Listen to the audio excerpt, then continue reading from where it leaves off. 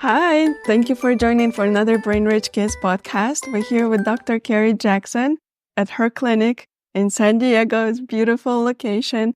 And today we have a very special episode, which we're going to uncover how you can help your kids transitioning from summer to school year. Kids may have all sorts of anxieties or something going into new grade, new teacher, new school. So we're here with Dr. Carrie to take her expertise and help you to ease that out. Thank you so much for having me here. And we actually started school back this past week in San Diego County. So I think it's a perfect opportunity for us to talk about school and all the things that, we can do just getting kids ready for this year. Carrie, explain a little bit about what you do. What do you specialize in? Yeah, so I am a child psychologist. And so what that means is that I will do psychological evaluations. I'll do therapy. I work a lot with parents as well, too.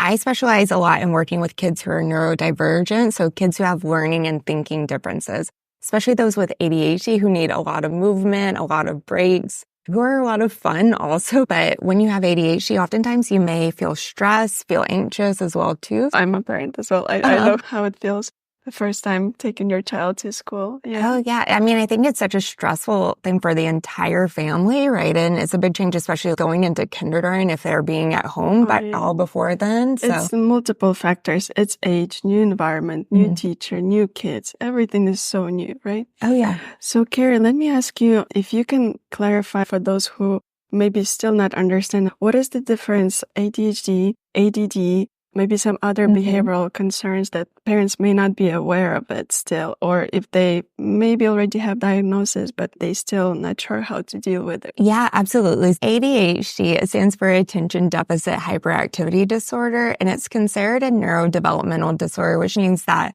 their brain works differently than other people's brains who don't have ADHD. So when I work with parents, a lot of the times they will say, my child, they're not hyper, they're just distracted, they're forgetful a lot of the times. I think they have ADD. So one thing that's helpful for parents to know is that actually ADD, it's now considered a part of ADHD.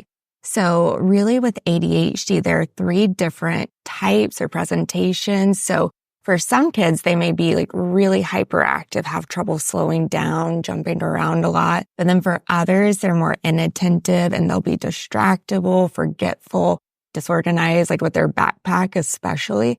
And then for other kids, they have a combination of both that hyperactivity and the inattentiveness. And so with that, there's really just considered 3 types of ADHD, and they are considered a mental health diagnosis as well. So as a psychologist, I will diagnose ADHD, but pediatricians and psychiatrists or neurologists as well, they can certainly diagnose ADHD in kids. That kind of leads me to another question.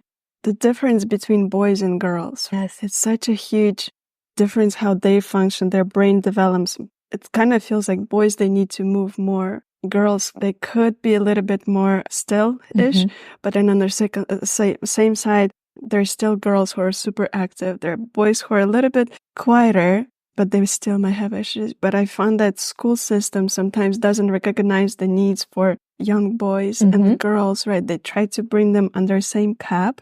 Yep. And that kind of leads to the stress put on parents. It's like when you compare your child to a group of people, it's like, how come they all sit, but mine doesn't sit? Something is wrong with this. But yeah, I'm trying to understand how the environment's set up for the growing needs of a child. Yeah, well, what you're bringing up with like the school system and the differences between boys and girls is really important because 7 years old is actually when most kids are diagnosed with ADHD. And if you think about 7 years old, that's right when they are in school, typically first grade. And so that's a big time where a lot of the times parents, they will notice, okay, my child, there's something different, right? And how they are compared to other kids versus like when they're just at home, you may not notice the differences or if it's your first child.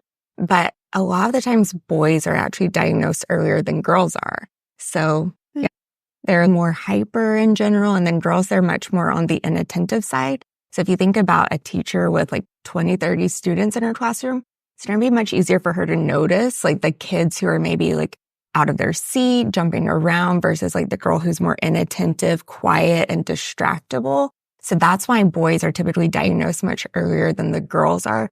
Girls are more diagnosed like in the teen years, but so for the boys, like having that environmental setup, well, any kid with ADHD, to be honest, is super important really for their learning and their school potential. If we have a school teacher watching us, is there any tip that she can implement into her classroom to help out those kids? Yeah. Oh, there's so many tips that teachers they can implement to make their classroom more friendly for, I would say, all kids and not just those with ADHD. Because kids with ADHD, they do really well with learning when there is movement involved. And actually, there's even research studies that find that when you do some type of short exercise, like 20 minutes of cardio exercise, it actually increases attention and executive functioning, which is like organization and planning for a short period. So any type of movement that teachers can involve into their learning is going to help them so much. You may have seen even there are different wobble chairs that kids will have, or there's these like bands around the bottoms of chairs that kids, even when they're sitting. Yes, they can push their feet a little bit. Yeah, they push their feet. And so it's like they're learning, they're paying attention, but they have that movement piece, so they're able to still focus much more. And so teachers can certainly implement those types of breaks into their day-to-day, and it would benefit every single kid. That's such a great tips. Thank you. Carrie, now that we have a little tips for our teachers, we hope that all the teachers listening, they already implement that system. But for child to start from home, going to school, be back home, what could be done? Right. Yeah. So for parents, when you are setting your child out to get ready for school in the morning, that can set them up for success with how they're going to be for the rest of the day as well. Even thinking about how can you create a home environment that balances really structure as well as warmth at home will really, really help them get ready for. So thinking about things that you could implement that are easy at home, every kid would benefit from some type of morning routine. And by a morning routine, I don't just mean that they do the same thing every day, but like a visual routine, right? So having the steps that they brush their teeth, they lay out their clothes, they eat breakfast, check their backpack before they go into school. Kids learn so much better when there's like that visual reminder for them to get ready for school. So you mean to have a visual chart when it says, okay, brush teeth and get dressed, next step, get a breakfast or something. Yeah. Yes. Okay. Because the kids are very visual learners. So even if you were telling them, okay, the next step is to brush your teeth first, most parents are busy. So you may not have the time to be able to say, these are all of the steps in the morning you need to do. And it'll build that independence too if they can start to follow the routine by themselves. Another visual support I love for kids to have, especially in the morning when they're getting ready for school, is a backpack checklist, right? So especially this is important for kids with ADHD. They will be very forgetful and maybe leave their homework at home when they need to take it to school. So you can have a backpack tag that is just a list of the things they need to take to school. Yeah. So I love like it can check off their water bottle, their homework folder, their lunch, glasses, all of those things. And so they can look at it and say, okay, do I have everything I need to be ready for school? And the same thing when they get to school, there's another side that can say, okay, school to home. Do I have my homework? Do I have my water bottle again? So that you can really make sure you have an like organization. A little tag. You can create a little tag. Yes. That's awesome. Yeah. That's pretty cool. There's a free one that I use and I share it a lot with parents. So I'm happy to share it with you guys, the link as well, so that you can share it with everyone. Awesome. Yeah, that's really cool. For busy parents, especially when they have multiple kids. Yes. I have 3. It's like, my morning is kind of hectic sometimes. I have to prepare breakfast. I have to make sure they brush their teeth. They wear nice clothes. Yes. You know. So is there a checklist for parents to do? Yeah. Well, parents are the best models for their kids. So if you could model for them, okay, I'm going to start my morning routine with getting dressed. And then you could even have the same type of routine and visual checklist that you're following. And then by them watching you complete your morning checklist, they'll start to see like, okay, I need to follow what mom's doing, because kids, they imitate parents a lot of the times. That's good or bad, but you can teach them the good a lot of the times by modeling that as well. What would you say about movement? Can they do a little bit of movement in the morning before they go to school? Yeah, I love that when kids, they're going through transitioning from one environment to the other, it really helps them when they're in that new environment actually to get some movement in when they start the school day. If they're coming from home into the school, that's a great time for teachers to build in that movement as well, because it can be a little chaotic when you're going into a new type of environment, but that movement can actually regulate kids' nervous systems and help them feel more emotionally regulated so they can put their attention into learning as well. Mm-hmm. That makes sense. I remember when my daughter, when she went her first day, second grade, new school, new environment, we got a little bit late, so all the kids were in class. And she's usually fine with new places, but she stood out and she's like, I don't want to go. I don't want to go. So the teacher came in, she talked to her, she took her out. And then I was watching her from a distance. They just was sitting down by the desk. But I think if they would start with the movement, with some kind of activity that will help them to get to know each other better, to loosen it up, to start listening to a teacher, to just kind of flow with the day a bit more. Yeah, and I think it would also help kids feel more involved and more social as well, too, because kids, they learn through play, and that's how they really initiate their friendships, too, right? So I can imagine for your daughter, that would be very hard for her to come into an environment. Everybody's quiet. Everybody's sitting down.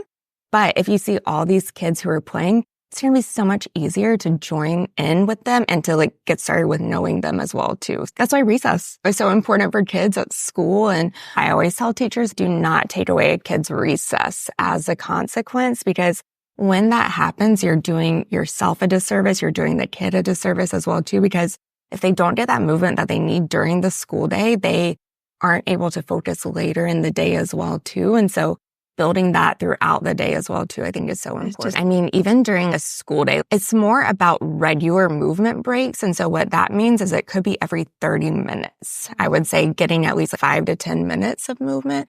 But then kids, they need good chunks of exercise throughout the week as well, too. So 30 minutes of playing at recess to an hour each day of that intense physical exercise can help them feel better. But a lot of the times, when you're in a classroom setting, having breaks every 15 to 30 minutes where kids are moving for 5 minutes is actually going to be even more helpful. So as far as what types of movements can be helpful, any type of usually quick cardio, like jumping jacks, jumping in place, or even standing up can be considered movement, because a lot of the times with school, kids are sitting either on the floor to do something or they're sitting in a desk. I love when schools, they will have built in where kids, they can actually just stand up, walk to the back of the classroom and stand up while they are watching. That's considered a movement break. So it doesn't always have to be something that is disruptive to the class, because of course, if a kid's doing jumping jacks in the back while there's a big reading assignment going on, other kids may be distracted. But even standing up is considered movement. But during recess, you would want kids to get soccer in, playing on the monkey bars and actually running around, but thinking about the smaller pieces of movements as well. There's some, I don't know if you guys have ever seen that there are some schools that have these corners in their classroom, or they also will have separate rooms, especially for kids who have really intense needs for exercise and movement, like kids with ADHD, where there's these almost obstacle courses that kids can go run into and jump around in, so it's even less distracting. That's another great option for getting more intense movement, like kids with ADHD may need, because sometimes standing up is not enough for a kid with ADHD to be regulated, and they actually need to be doing tumbling and jumping around. I think a lot of teachers, they do a really great job of actually making the learning piece fun and also making these movement breaks a part of learning. So I have seen teachers do really cool mindfulness exercises, which are movement breaks at school, where it's you're doing different, I've seen one called progressive muscle relaxation, where kids, they'll stand up, they'll do things they'll tense their arms and relax them. That's a movement break, but it's considered a part of social emotional learning. And so most kids, they love those movement breaks, but then it's a little bit easier for them to get back into the learning as well. But I think providing really clear structure for kids as well too is important. When they come back from recess, there's going to be a clear expectation from them. And as soon as teachers, they're able to follow through with the rules, right? And teachers are great at typically setting up that structure and that visual routine for kids. Kids are more able to follow it. So I think that goes back to the visual structure, visual routines, which a lot of teachers that I've worked with, they'll have visual routines either on kids' desks or on a whiteboard as well, so that they can see, and that will help kids know, okay, I have some work to do, but there's another break coming up later. Yeah. Finding the balance between the structure and also flexibility is really important. So If you are homeschooling kids also, or if you're a teacher who is working with kids who do require a lot of movement, I think teaching kids to ask for breaks when they need it is super important. So if you are homeschooling a child and you see them starting to become a little bit fidgety and they're not able to do the work as good as they could do it, it might be a time to prompt them and say, looks like you're getting a little bit fidgety. Do you think you want to take a break right now? You can move that break up easily, or they might say, no, I can wait until I'm done with this. And then that teaches them also, okay, I can ask for a break when I need it. But yeah, you want to be flexible when you're giving these kids breaks. And I'm huge on teaching kids to self-advocate for themselves and when they need those breaks too. I think it's going to depend really also on your unique child, but there are other options as well. Like, I don't think that kids need to be sitting down when they're doing work. So even when kids come into my therapy office, I have this couch, but I don't expect them to sit here and just talk to me. It's the same way with like doing work. Like if they're standing up and they're writing, doesn't matter. They're doing it, right? I think we should talk about like a learning environment, because even if you're not homeschooling, your child is likely doing homework. And so it's important to set up the environment in a way that is going to be most conducive to their learning. So I always recommend that there is a designated learning space. Typically that is separate from their bedroom, right? Because so many kids, what they want to do is do their homework in their bed. It's horrible for their sleep, actually. It makes it harder for them to fall asleep. So some good options, like it could be if you have a home office and there is a desk for them to do it. I would also say a dinner table is a really great option because it's typically like a larger workspace.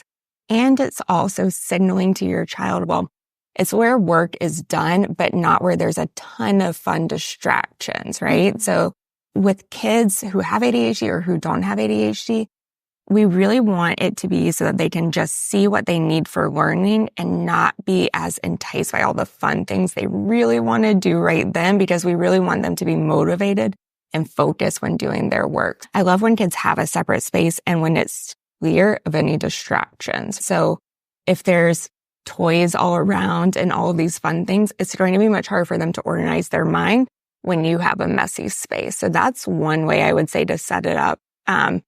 Kids, they have like a lot of different ways where they get their learning assignments as well as their homework. So I don't know if in the past, like if you ever had like kids who have the online learning portals, yes, those can be very confusing, right? So if your child is like working on a set of assignments for homework or for just their homeschool during the day, I think it's great when they actually have a physical list, right? Especially as we're moving into so much more technology.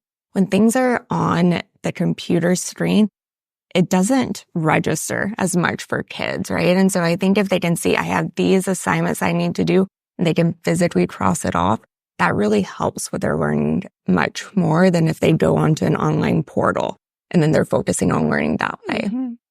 That makes sense. Yeah. Some kids, they do like a little bit of background noise where they have maybe like some noise canceling headphones, and then there could be some music in the background. So I think that can be helpful. But if you're a parent with multiple kids and you're doing your work in a dinner table, it could be distracting when there's like tons of other things going on. So I do think having some noise canceling headphones can be particularly helpful. I myself listen to some like music where it's just beats, right? And so it's not words that distract me, but when I'm doing work, it actually helps me stay focused because it's some noise. So I don't have as many thoughts that are distracting me. And especially for kids who have ADHD, it's like their brain is rapid fire with all these thoughts. And so it can actually calm their brain down a little bit. Yeah. You touched up on the multiple kids family. Yes. I'm going into homeschooling, but I do struggle a little bit. I have multiple age kids, 8, 5, and 2. So 8, she's more independent. She goes to 3rd grade. I can give her something. She can complete her task. But if she doesn't know, she needs my attention to explain. My 5-year-old, that's all new. School it's a whole new venture. So she needs a lot of my attention. And my baby, of course, always need attention. And I'm going kind of in between all of those. I really would like to give personalized attention, but I kind of want them to learn how to work in the group. Is there any tips for mom like me?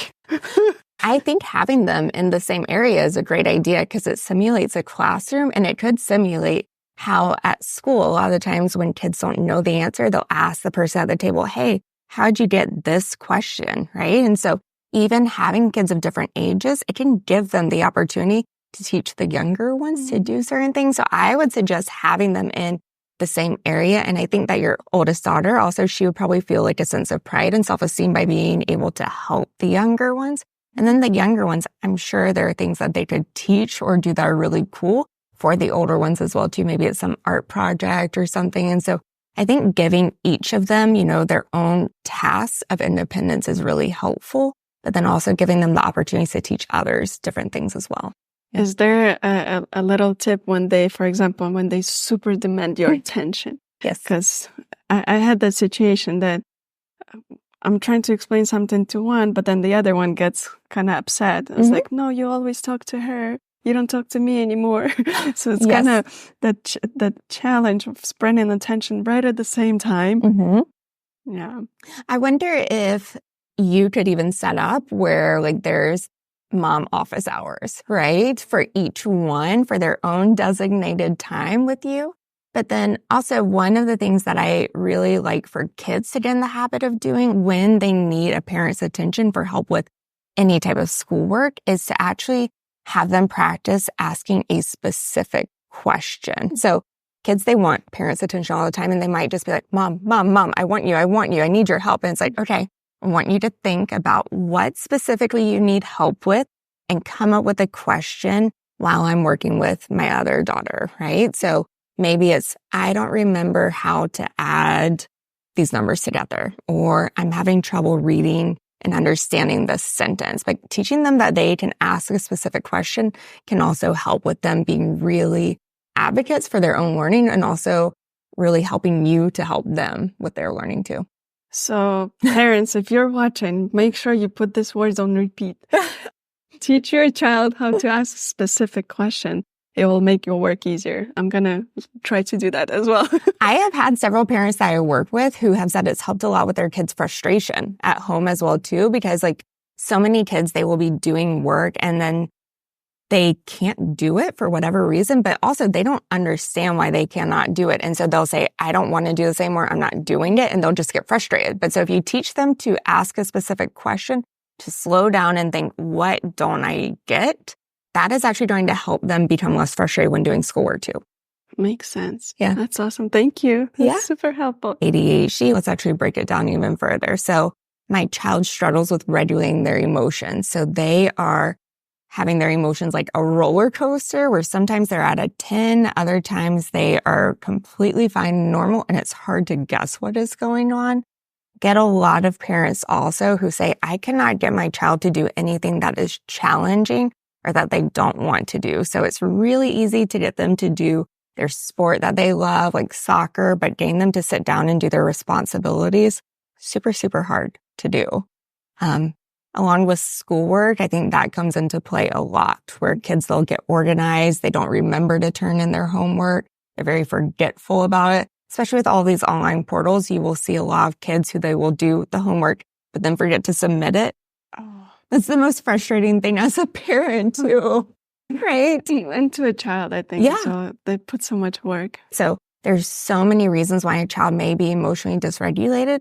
It could be that maybe they are experiencing something that is challenging for them and they don't want to do it, or they don't know how to do it. So that leads to the dysregulation.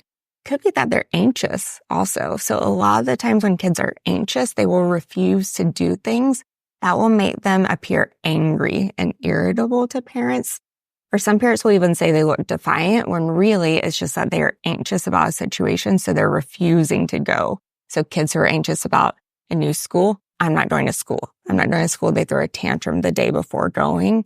If you have a child also who is having a lot of stomach aches and headaches, that's a very clear sign of anxiety in kids. Actually, the best way to help kids, therapy absolutely is one of the best ways to help kids with that anxiety. But one of the biggest things is to teach kids that even with hard things that they're anxious about, they can handle it and they can do it. So getting them to gradually approach the things that they are scared about will help their anxiety in the long term.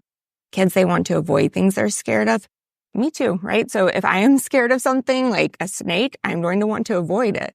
But a lot of times our anxiety, it can be like a false smoke alarm that goes off at wrong times and teach us to avoid things that we don't actually need to avoid, like going to a new school that we know is safe, right?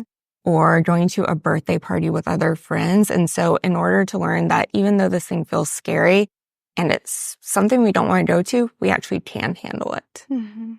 Yes. With our products, we have a lot of questions about safety. Oh, is it safe? Parents asking us. To us, it's the same thing if you take your child to a playground outside, right? Home environment, to us, it's safe. Mm-hmm. If you start in with your child that is young, of course, you have to pay more attention how the child is climbing. You have to teach them to move their hands, move their body. But then eventually, kids, they're such a quick learners. They know their space. They will learn to navigate it quickly.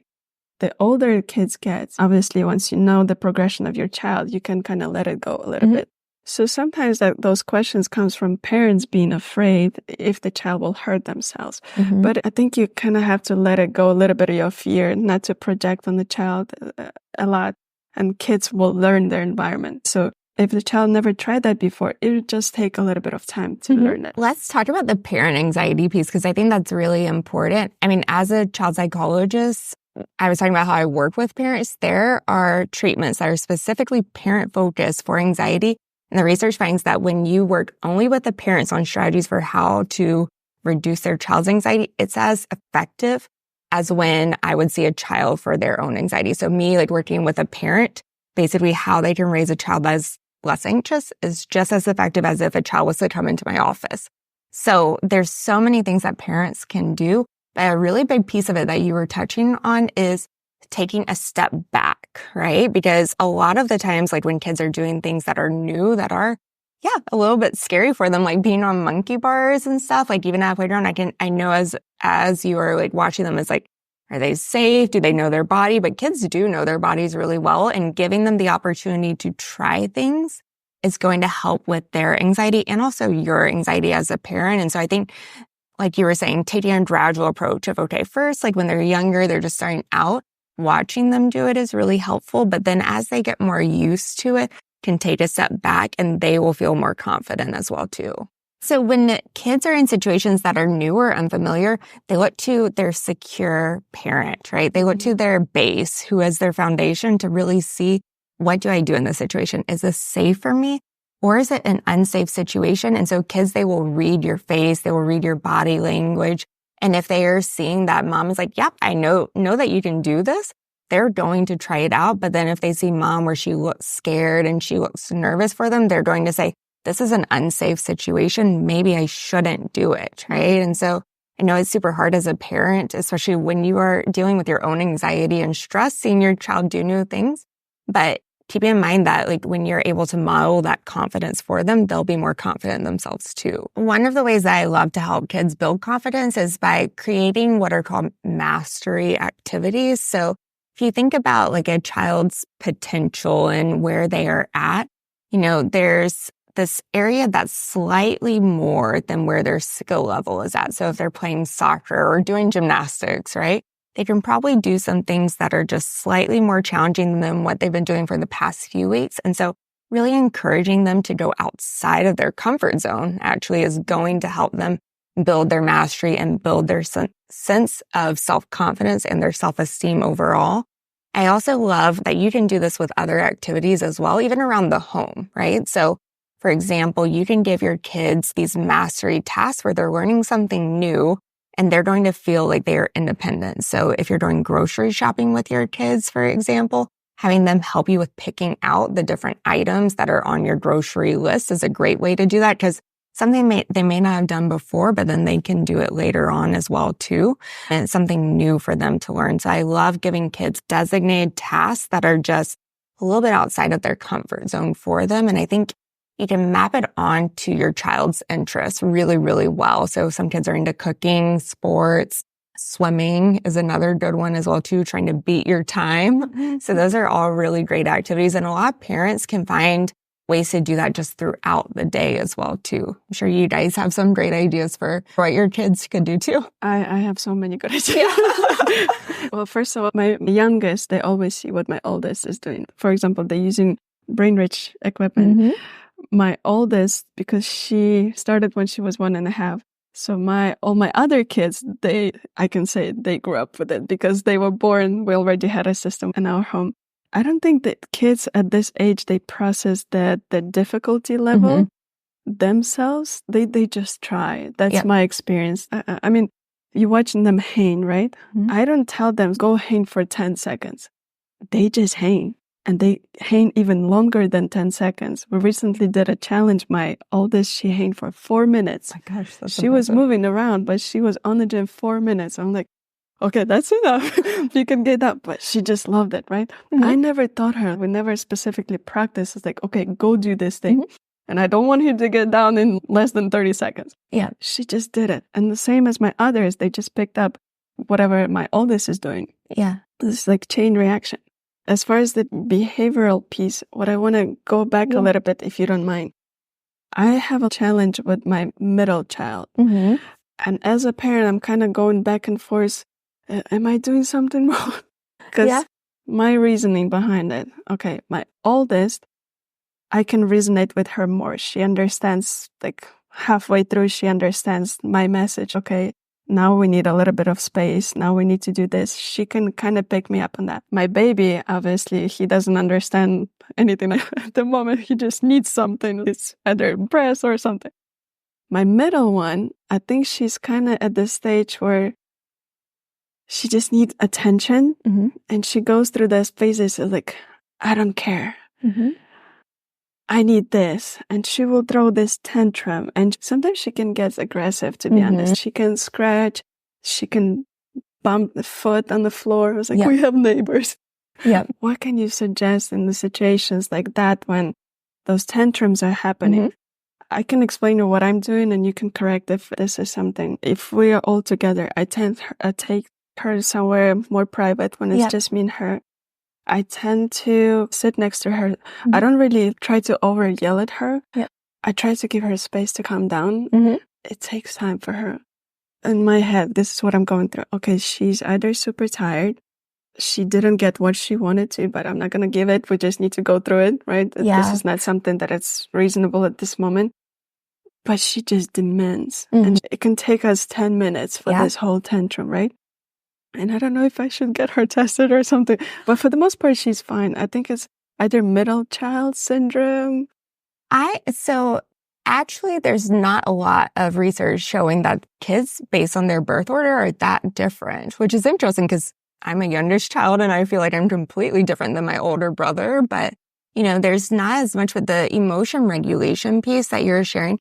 I think so 10 minutes is actually pretty typical, I would say, for a lot of kids to be able to regulate their own emotions. And what is really important that you're actually doing already is giving your child the space to regulate their emotions, right? So when you see your child is distressed, whatever the reason is, so many parents, their immediate instinct is, I need to protect them. I need to help them figure this out. If that is what you always do and you say, you need to use this skill or let me figure out the solution for you, they're not going to learn to do it themselves, right? And so by just being a calm space for them and not really talking to them too much when they're dysregulated, but letting them have the space to process and think through it themselves will actually help them be able to come up with the solutions to regulate their emotions for themselves. But it's really hard for parents to not jump to problem solving when you see your child is struggling because your role as a parent, of course, is to help them. But keeping in mind that the way to help them is actually giving them the space to regulate themselves. In those moments, I'm sitting next to her. I was like, I really want to help you. Yep. I have no idea how to help you. You cannot, at that moment, feels like her brain is flipped over. Mm-hmm. It's like she doesn't listen. It's like blinks there in the eyes and she gets to that stage. I know it will pass, right? I need to give her time. But at that very moment, I'm like, man, I just want to help you. My oldest, she had tantrums, but that stage was kind of relatively short. Yeah. So my middle one, she's 5. Mm. And I'm like, is it something that we need to look into? Is it just the attention? It's hard to, as a parent, I think it can be hard to know when do I look for support, right? Or look for pursuing a psychological evaluation to see if there is something underlying these concerns. I think that for all parents, if you're having challenges, of course, support is an option. So you can talk to your pediatrician, reach out to a therapist or a psychologist and see, are there things I can do that can help my child in this moment? Even with what you were saying about sometimes it is more challenging, but I don't know, is this a time that we do pursue and see if there's a diagnosis? There may not be anything there, but still there's support that you can have. Like I work with families a lot of times in very short-term ways where maybe I'll only see them for 6 sessions, but they'll learn some tools, learn some skills. And I think that it can set up kids for a really good success later where they have a positive view of therapy and they know I can come back to it and get support if I need it in the future. But it's not necessarily a forever thing. And so I think that's great for parents to know as well too when looking for support options, like if you are having challenges. Yeah. So first thing that I would say is like when you're thinking about your child's tantrums, typically sometimes it's faster, but there is like a mountain curve, right? And so the first part where you start to see they're going up the emotion dysregulation like mountain is that you'll start to notice like some signs they're getting a little bit more frustrated, right? At that point, that's when you can use a lot of prevention skills and you can say, do you need a break, right? Trying to prompt them to take that ownership of some of their challenges and to really regulate themselves. When you reach the peak of that emotion dysregulation mountain, there's really nothing you can do to talk to them in the moment because they're in their emotional brain. So at that point, what you really want to do is to not react. So that means to not try and talk with them. Don't try and reason with them. Don't say, hey, let's use this coping skill. It's too late at that point to really try and get them to use a coping skill in that moment. So what you want to do is maybe take them to a quiet place or just step aside from them so they can have some alone time, quiet down. Don't talk too much to them and just sit there. It will end. It may feel like forever. So take some deep breaths yourself. When you start to notice that they are calming down and they're a little bit quieter, bring it back to the positive. So really notice all of those positives and say, I love that you calmed down, or I love that you asked for a break when you needed it, because kids often feel really upset about having these emotion dysregulation outbursts as well. So they don't want to have tantrums. But when you can let them know that, hey, it happens, everybody has their emotional challenges too, but then you give them those positive feedback as well, they'll feel better about themselves and it can help them regulate faster the next time too. That's so helpful. The part that I'm not doing, I'm not bringing that positive piece. I do talk to her every time after she has tantrums. For example, if she's scratched or something, I was like, I know you didn't want to do it, but I know you did it because you were stressed out or something like that. I needed to bring more positive piece to it. It's really hard to bring it back to the positive because after a tantrum, you're exhausted yourself, right? So, I mean, your first instinct isn't to praise your child for what they're doing great. What helps me too, I'm trying to switch her to something else. It's like, for example, she was throwing a tantrum and I know she's super hungry because she hasn't had in her food. I would bring her food and just put it there. So eventually I would come in 5 minutes later, she would start eating and she would calm down. I was like, okay, I think she switched off a little bit. It's hard. Yeah. The emotions I think are so hard. And also there can be so many reasons why kids are struggling with their emotions. So it's hard to pinpoint what is the reason why. Like maybe you cut their sandwich wrong that day and then they have a tantrum, or maybe they're hungry or they didn't sleep enough. So finding patterns as a parent is helpful too, right? I think that parents can take the steps to really regain some of the authority that they have in parenting their kids.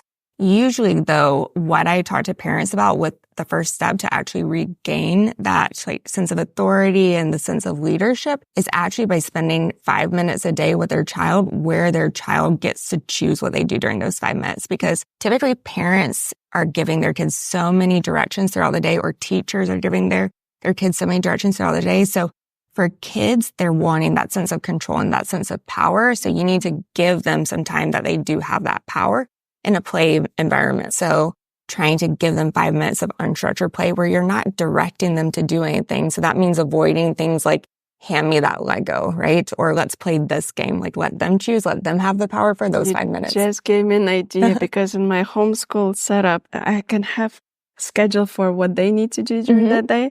And I can also incorporate half an hour. They tell me what I need to do. Like role switching. Oh yeah, kids love that. I think I will bring that fun side to learning because they not going to be feeling, oh, it's always mama telling us what to do. This is such a clever thing. One other thing, I do this in session with kids because like they're, of course, therapy activities we need to do. And so I have a whiteboard and I'll write, okay, let's come up with our want to do's today. And the kid will choose what they want to do. And then I have written out the need to do's. As soon as the need to do's are done, then we move on to the want to do. So that's, again, they can look forward to the thing that's exciting, like playing magnetiles or playing with my slime, whatever it is. Yeah. That's another tip. Get a whiteboard. Yes. And choose the need to do's. Need to do's. And then the want to do's. Want to do's. Yeah. Because that gives kids, again, some power. They're choosing what they want to do. And then you're not the one choosing. This is what you're doing for your break time. That's awesome. I always talk to parents about how you really need to structure your child's day so that the need to do's come before the want to do's, right? Because so many kids, they will say, well, I will do my homework after the painting, or I'll do my homework after I watch TV. The reality is, like, if we as adults were like, okay, after I am done watching this movie, all 5 of these movies, I'll do my work. It wouldn't happen for anyone because we need to actually manufacture that motivation and create the motivation for us. And kids, they don't know that. So we need to help them learn, okay, first we've got to do the things we don't like to do, and then we use the things that we want to do as motivation. So even creating like a simple visual routine again, but then also if your child starts to paint, just letting them know it's not time to paint yet. We need to start with the work we have to do. Usually, honestly, like the tantrums are a way to extend the time where they don't have to do the work. So if you wait out that tantrum, a lot of kids will come around and they will actually get started on the thing that they don't want to do, right? So even there are some kids where they, especially as they get older, might not throw a full-on tantrum, but what they might do instead is they might just kind of like dolly, like walk around, not really do the thing that they need to do. So as a parent, what I say is like you give them that one instruction, hey, it's time to get started on your work. Don't repeat it quite yet. If your child, if they say, no, I don't want to do that, just give them a little time to get started on it. As soon as they get started on it, you want to give them a lot of positive attention for it. Like, I love that you got started on your work so that they can see the positives of it. To negotiate the electronic piece. Yeah, the electronics are such a challenge for parents. I think that you need to have really, and I'll give you some examples, really clear structure set up around electronics. So, for example, they should have like a set place that they are at in your home, like a charging station or some place where it's out of sight to your kids, because if it's out of sight, it's more out of mind, especially with kids who are impulsive and who have ADHD. If they're doing work and they see their iPad right there, they're going to want to grab it. They're going to want to take it. So you really need to have it hidden away so they can't do it, like a parent's bedroom where it's charging. Have it there at night as well too. And then set up some clear screen time limits around it, and also like times of days, which you can do with the parental controls pretty easily. You can set up, okay, they can have 30 minutes from 4 p.m. to 5 p.m., right? So, or 30 minutes right before dinner time. But then what you do if they are not getting off of their screens, a lot of the times with Wi-Fi, you can actually cut the Wi-Fi to a device. I recommend that over taking it from them because that can lead to like a battle. So I would give them a warning like, hey, if you do not turn off your device or if you do not hand it to me in 5 minutes, I will cut the Wi-Fi off, right? And then sticking to it and following through with that. Do not make a threat that you cannot keep. And so especially around activities, I find that a lot of parents, they will try and use activities as a consequence or a threat, but they're the hardest to follow through on. So like, if you do not behave this week, we're not going to Disneyland. When you've already bought the tickets, like you're probably going to go, right? Yeah. So I would not make that threat. And honestly, for consequences, it's really not about how severe they are. It's honestly more important that they are consistent and you can actually follow through with them. So shorter consequences are always better because you have the opportunity to apply them. So for example, rather than saying, if you don't get off the computer in 5 minutes, you will lose it for the next week. even just saying moving that down to 1 day is going to be much more effective for your entire family than an entire week. And you can follow through with it much more easily. I have so many parents that say, when I take away the electronics, it's like a punishment for me because then I have to find something else to do with them. to occupy them. Yeah. So, but if it's shorter in duration, the consequence is usually a little bit easier to follow through with. Let me wrap it up on the positive side. So yes. Positive reinforcement. I know it's popular in school setup where kids get stickers or kids get, we had my daughter, she had the school money. Yes. Every Friday she can go to a store and she can exchange those money for something else. Can you give a little tips on positive reinforcement in school setup and at home when they have to do either homeschooling or homework? Yeah. Well, my tips for positive reinforcement at home and school are going to be the same. You can use them in any type of environment, but for kids to be motivated and to learn new skills, positive reinforcement is really great. And by positive reinforcement, I mean, it could be something like a reward. And again, I love free rewards too. So like playing a game with you, going to a special park. Praise is also considered positive reinforcement. It's one of the most effective strategies for getting kids to learn a new skill that's challenging. So you actually want to give kids some type of positive feedback when they are done with doing something that is new for them or something that is challenging for them. So for example, in school, when you are done with this worksheet, then you can have access to playing outside for 5 minutes, right? If that's a free option for them. Or when you're done with this book or this chapter, then you can go over to our free space and you can play some of the games we have in a school. At home, it could be different types of rewards, but it could be something like, okay, as soon as you are done with cleaning up your room, then what you can do is you can earn a ticket or a star, and then those stars, they add up to a bigger thing that they can earn. There's lots of rewards you can use at home, though. Maybe they get to like sleep in a little bit later or even have a special family movie night where they get to choose the movie. That's a fun one as well, too. But rewards are great for things that are hard for kids to do. So if your kid has a hard time getting started on homework or schoolwork, or if they have a hard time with maybe aggressive behavior, like keeping their hands to themselves, that could be a good time to use it, too. I don't know if you've seen, there can be some controversy around rewards where some people, it's kind of two opinions to it, right? Too much reward can lead to, oh, I always get rewarded for this, for this. I understand the benefit. You want to support their motivation, their effort and stuff. And at the same time, you don't want to train them to become so dependent on just to do this for reward, you know? Yeah. So I've got 2 things that I want to share about that so that they don't become dependent on rewards. So when you're using rewards to teach a new skill, they should be short term. You shouldn't be, let's say you're teaching your child to get started on their homework by themselves independently, which that is a skill for a lot of kids that needs to be taught. Once they're doing it by themselves for a month straight, you shouldn't be rewarding them anymore, right? So really focusing on using it to learn a new skill. And then once they've got that new skill, maybe there's something else you want to focus on. I would also say that reframing the way that you think of rewards is really important. So for example, I talked about how in my sessions, I will have the need to do's and the want to do's. Want to do's are technically a reward, right? So as soon as we get through the need to do's, we can do the want to do's.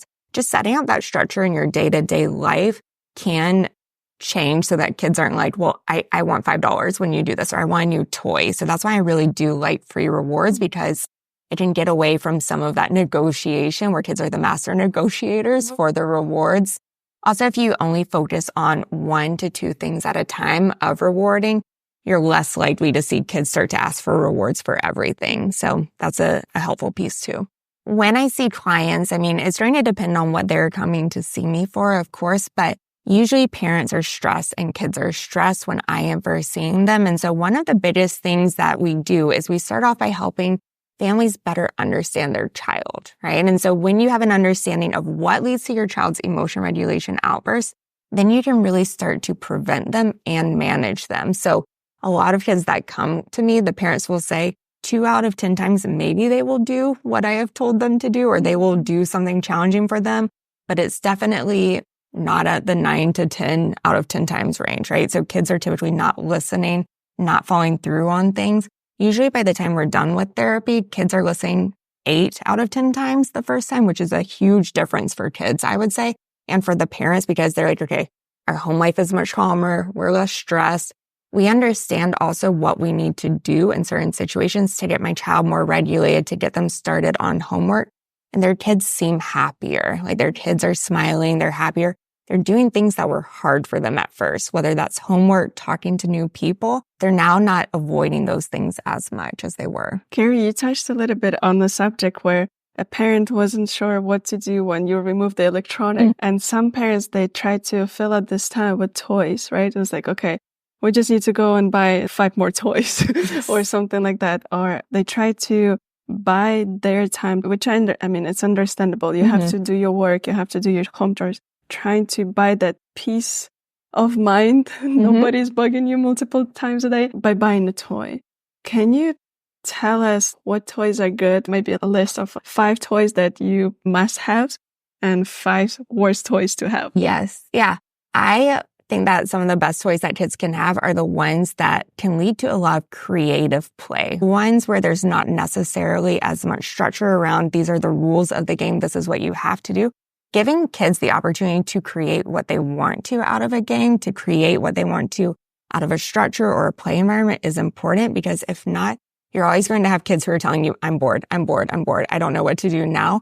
But if you give kids opportunities for like blocks and play structures, I love magnet tiles because there's so many creative opportunities you can do with them. Legos, for example.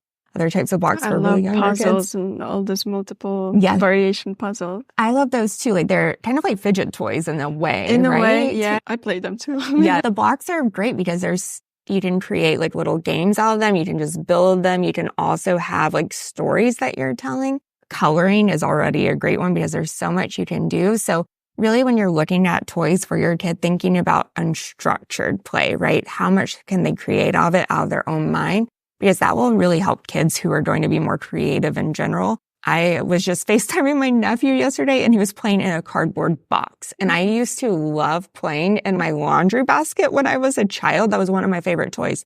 I would turn it into different things, like make up all these stories. And I think that really breeds creativity.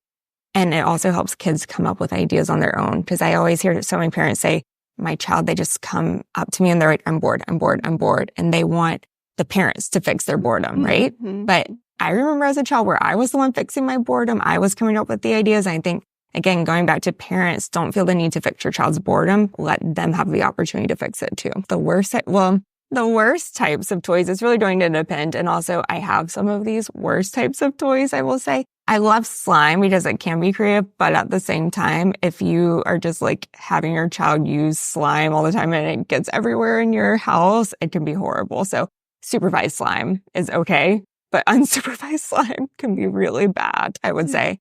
I would say like there's certain toys also where it's like you can use them once and it's kind of done, right? Like, so I've seen these ones where it's like a character where she comes out of this thing and then you get this stuffed animal and then you're... Oh, yes, I've seen. Yeah, my kids did that. It's cool. They kind of did it for fun. Yeah, those softer things. Yeah. It's cool, but a lot of the times kids get bored of them so quickly. Or like little puppy dogs where you kind of shave them once and then that's it. They just like accumulating dust on the shelf. Exactly. It's like if it's like a one-time thing, like a lot of kids, they just get really bored of it. So like I also love, any like home kitchen stuff a lot of kids like, and they're really creative with it with like the different foods. So I think that's another great option, not a bad toy at all because I mean, I know, for example, like my nephews and niece, they use it throughout all of their years and they'll use it in different ways too.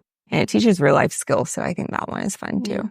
If there's not a way for it to grow into your family also, and you just really see it something that's only for this age group, I feel like that's not as helpful either because you're going to be bored with it after they turn 3 years old. That makes sense.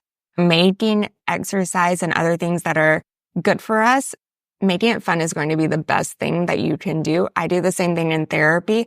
We have therapy board games. You would not realize that kids are learning coping skills this way, but they are, and we're doing it in a card game. And kids, when they come into my office, they will say, I want to play this board game that is a therapy board game about anxiety.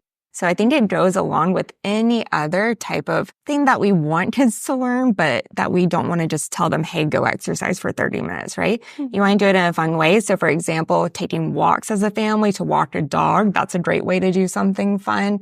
just going on different hikes also. I find that kids, they do so much better when it's built into their family structure, and also when you're doing something that is like new and exciting. So with play gyms, I love it because kids, they learn through play. They learn coping skills through play. They learn about emotions through play. They can learn about exercise through play as well too. I would say similar for adults. Like for example, I play tennis. That's a great form of exercise for me. And I love doing outdoor activities even more than doing things that are just like going to the gym for 30 minutes to do this like workout, right? I have to make it fun for myself as an adult too, to be motivated. And so incorporating play, which is the language of kids, is even more helpful. And I would also add just to be a role model for your kids, even if you don't want to do something. I had another podcast with Jenny. Their whole family is super active. I was like, what's your secret? She's like, well, I have to wake up at 5 a.m. to do my workout. Sometimes when they don't have school, that's my way. But my husband, somehow he manages to be on a Peloton bike and engage kids to do something. I was like, I don't know how he does it, but they just listen to him. I was like, wow, this is amazing. I'm kind of lucky because they growing up with the gym. They always on it. So it's second nature to us. I don't have to tell them. I was like, go do something.